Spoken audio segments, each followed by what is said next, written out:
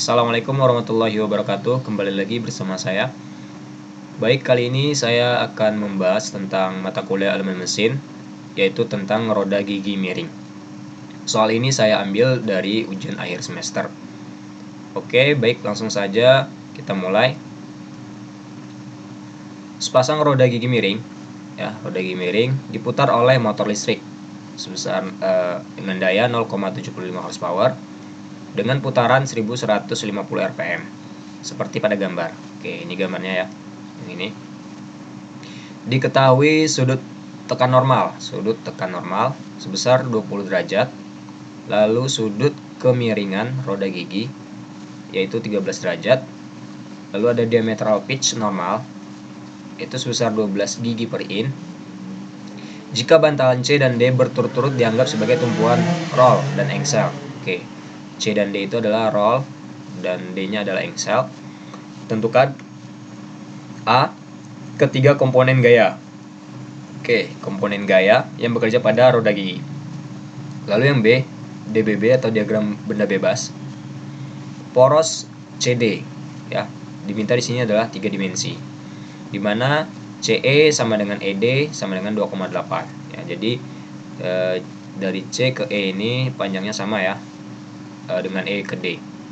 Lalu pertanyaan yang C, yang ditanya adalah semua gaya reaksi pada bantalan C dan D serta momen puntir atau torsi pada poros CD di titik E.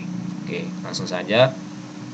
Pertama kita buat dulu diketahui ada sebuah roda gigi miring dengan H yaitu daya ya. Daya N ini adalah putaran motor listrik, Pn ini adalah sudut kontak, C ini adalah sudut kemiringan roda gigi, Pn ini adalah diametral pitch. Oke.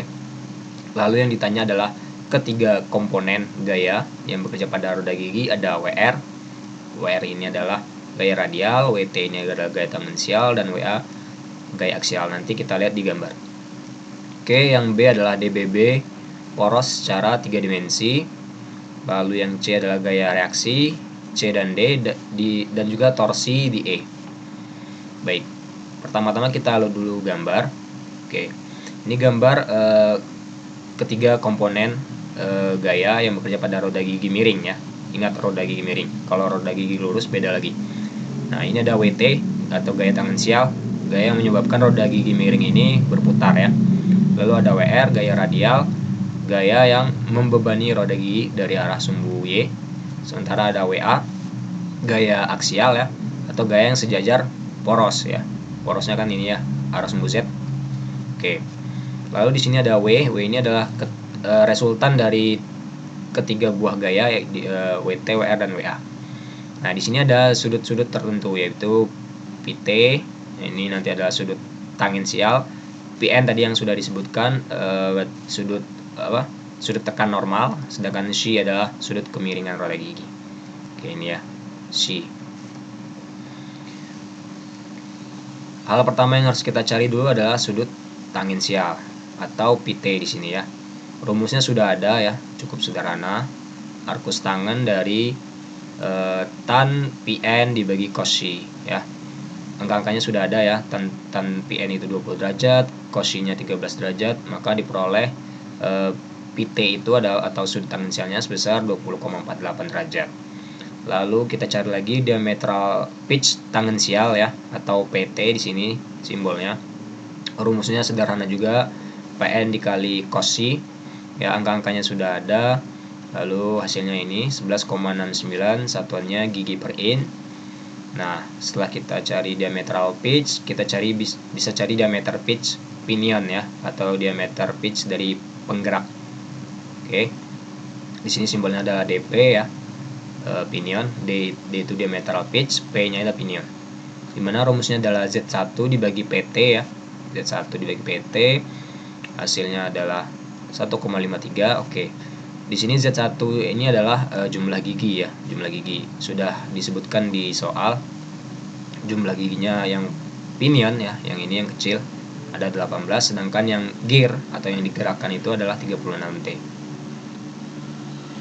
Oke, lalu kecepatan linear. Nah, kecepatan linear di sini adalah V, dimana rumusnya adalah Pi kali dP dikali N dibagi 12. DP ini adalah diameter pitch pinion, oke. N ini adalah putaran motor listrik. Maka diperoleh 460,63 feet per menit. Lalu gaya yang ditransmisikan atau WT ya, gaya yang ditransmisikan. Nah, WT ini adalah pertanyaan yang A tadi, yaitu ketiga komponen gaya, dimana rumusnya adalah 33.000 H dibagi V ya. H-nya ini adalah daya yang ditransmisikan, V-nya adalah kecepatan linear. Oke, angka-angkanya sudah ada, maka diperoleh 53,73 pound force. Lalu gaya radial atau WR di sini ya. Rumusnya sudah ada juga, WT dikali tan pi T. Angka-angkanya sudah ada, diperoleh 20,06. Lalu ada gaya aksial atau WA. Rumusnya adalah WT dikali tan Xi. Nah, diperoleh 12,40 lbf. Oke, pertanyaan A sudah selesai ya. Lalu pertanyaan yang B itu tentang DBB poros ya. Nah, untuk menggambar DBB poros kita harus membuat DBB keseluruhan. Oke, di sini saya mulai dari nomor 1 ini. Di sini ada poros motor ya, poros motor di mana putaran dan torsinya yaitu ini ya. Kalau dilihat dari kanan ya, kalau dilihat dari sini berarti putarannya adalah searah jarum jam ya. Ada torsi motor TM dan N putaran. Nah, di sini di poros terdapat roda gigi ya, roda gigi pinion ya, nomor 2 ini.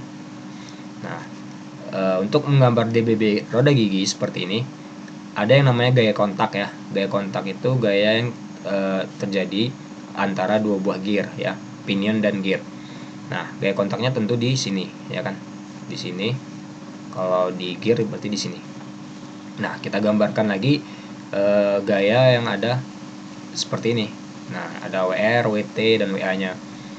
Nah, karena putaran porosnya adalah searah jarum jam, berarti pada gear ya, pada pinion WT-nya harus berlawanan ya kan, biar dia setimbang. Oke, karena saya ulangi, karena putaran porosnya searah jarum jam, berarti WT-nya kita buat berlawanan arah jarum jam ya. Kan WT ini ke kiri bawah kan, berarti dia akan membuat putaran si pinion ini berlawanan arah jarum jam. Oke, itu yang perlu jadi perhatian ketika menggambar DBB. Lalu ada WA ya, WA ini gaya aksial ya. Kalau gambarnya pasti menuju ya, menuju ke satu titik itu. Nah, ini kan titiknya di sini, karena ini WA, karena titiknya sini WA-nya berarti ke kiri. WR ini adalah gaya radialnya ya, yang membebani si poros nantinya. Nah, karena gayanya sudah kita gambarkan, lalu gaya reaksi ya. Gaya reaksi ini ada yaitu gaya yang diberikan roda gigi terhadap poros ya. Ini berarti ada Rx ya, ada Rz, saya tulis ini, dan ada Ry. Pasti arahnya berlawanan dari yang sudah ada, yaitu gaya aksi. Ini adalah gaya reaksi. Tentu saja di sini juga ada torsi ya, torsi. Karena ini kan CCW ya, atau berlawanan arah jarum jam, berarti torsinya sebaliknya ya kan, searah jarum jam. Nah, setelah menggambar ini baru kita aksi reaksi lagi di sini, di pada DBB gear ya. Karena ini untuk menggambar ketiga komponen, kita aksi reaksi saja ya. Karena ini kiri bawah berarti ini jadi kanan atas. Karena ini ke bawah WR berarti ini jadi ke atas. Karena WA-nya ke kanan, ke kiri, berarti WA-nya di sini ke kanan. Aksi reaksi ya. Nah, karena ini udah aksi, berarti yang reaksinya sebaliknya juga, berarti ya REY-nya ke bawah, ini ada REZ, REX. Lalu ada torsi, jangan lupa.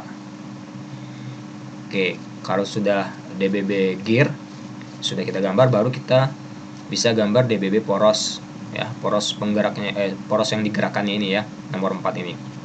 Ini nomor 3. Nah, di sini ada titik C, titik E, dan titik D. Kita gambarkan lagi ini karena gearnya ini ada di titik E ya kan, ini kan di titik E ya, berarti di sini. Nah, gaya reaksi yang di sini kita pindahkan di sini dengan arah yang berlawanan ya. Sama. Intinya REZ karena kiri bawah berarti jadi WT kan. WT-nya ke kanan atas. Ini RE-nya bawah berarti jadi WR ya kan, WR-nya ke atas. Ini RX-nya ke kiri berarti WA-nya ke kanan ya. Seperti itu. Jadi aksi reaksi. Nah, ini sudah jadi aksi di poros. Sementara reaksi di sini ya kan karena katanya tadi C dan D itu adalah C engsel dan D adalah roll ya. Berarti kalau engsel dia ada 3 komponen gaya, sedangkan roll dia ada 2 komponen gaya. Nah, sekarang kita bahas dulu yang di titik C ini. Titik C ini ada RCZ ya. Arahnya pasti berlawanan terhadap WT ya, karena karena buat dia setimbang harus berlawanan ya. Terus ada RCY. RCY juga karena WR-nya ke atas, ini istilahnya itu ini ada beban. Nah, ini yang pegangannya gitu ya. Dua ini adalah pegangannya. Lalu RCX ya tentunya berlawanan dengan WA ya. Nah, sudah selesai yang di C, lalu pindah ke yang D. Karena ada 2 buah gaya, berarti ini tidak ada gaya aksial ya. Untuk roll tidak ada gaya aksial.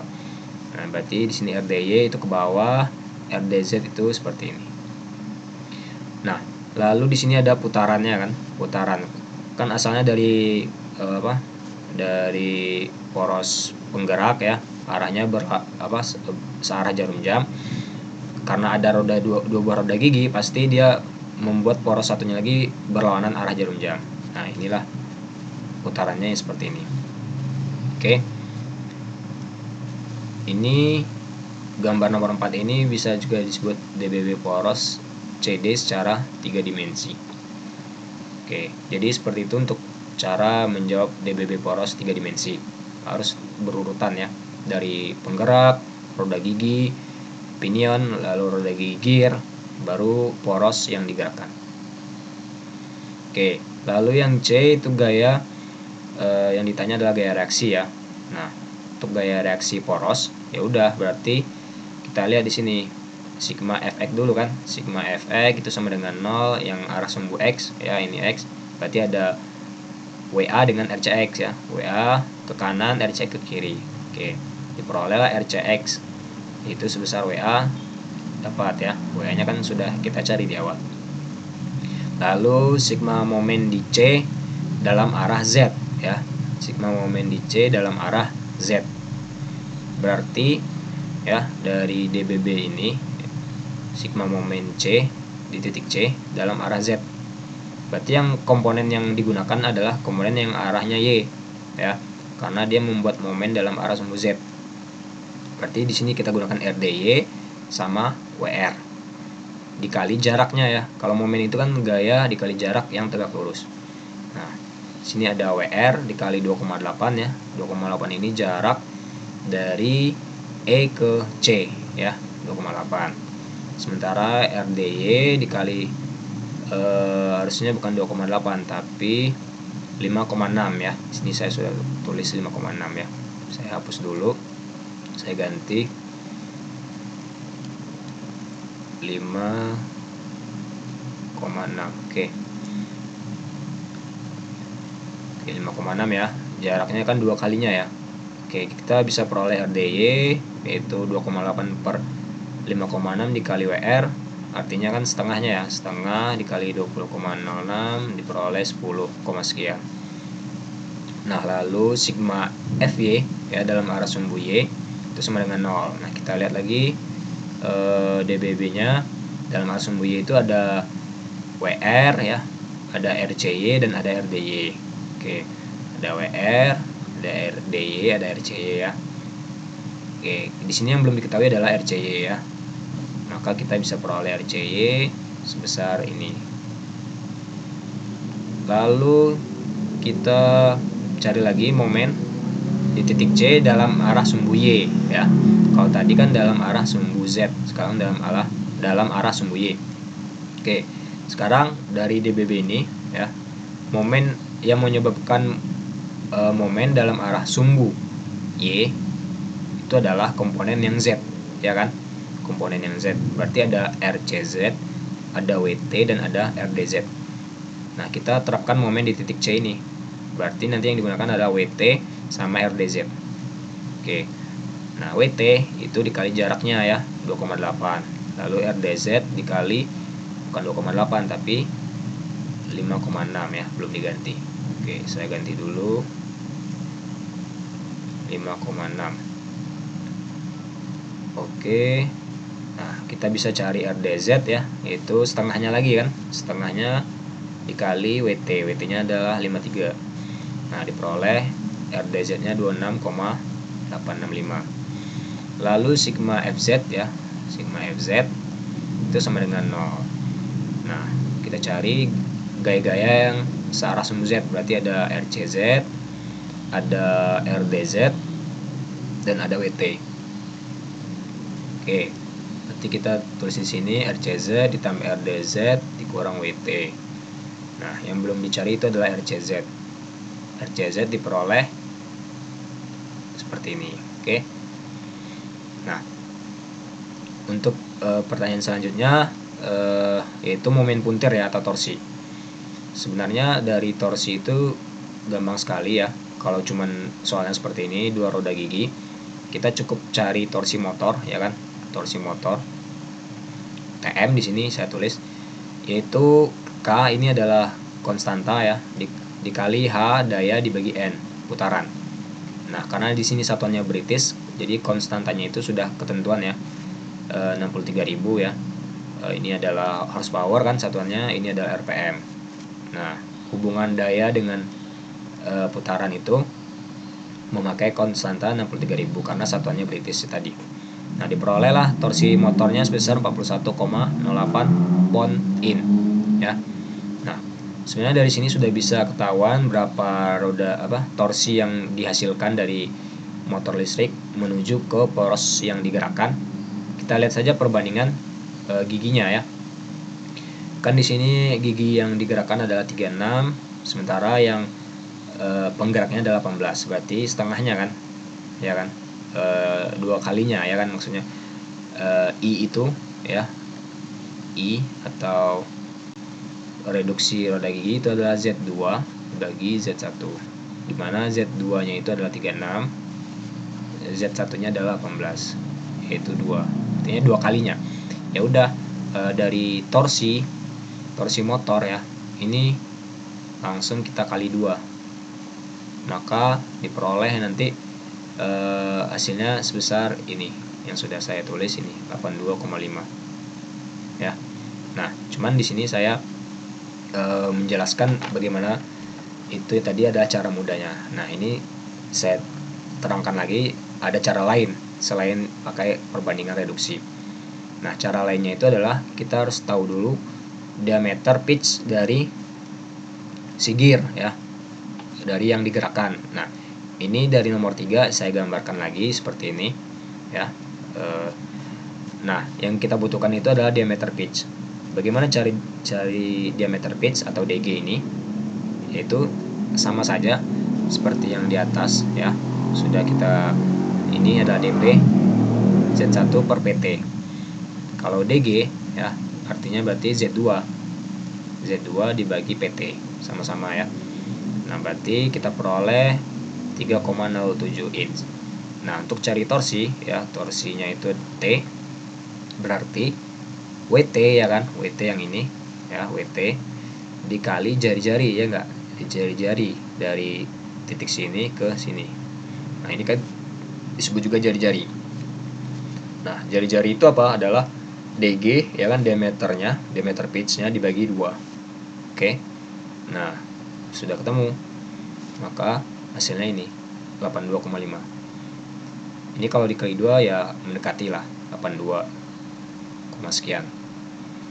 Oke, sekian dulu video dari saya. Terima kasih.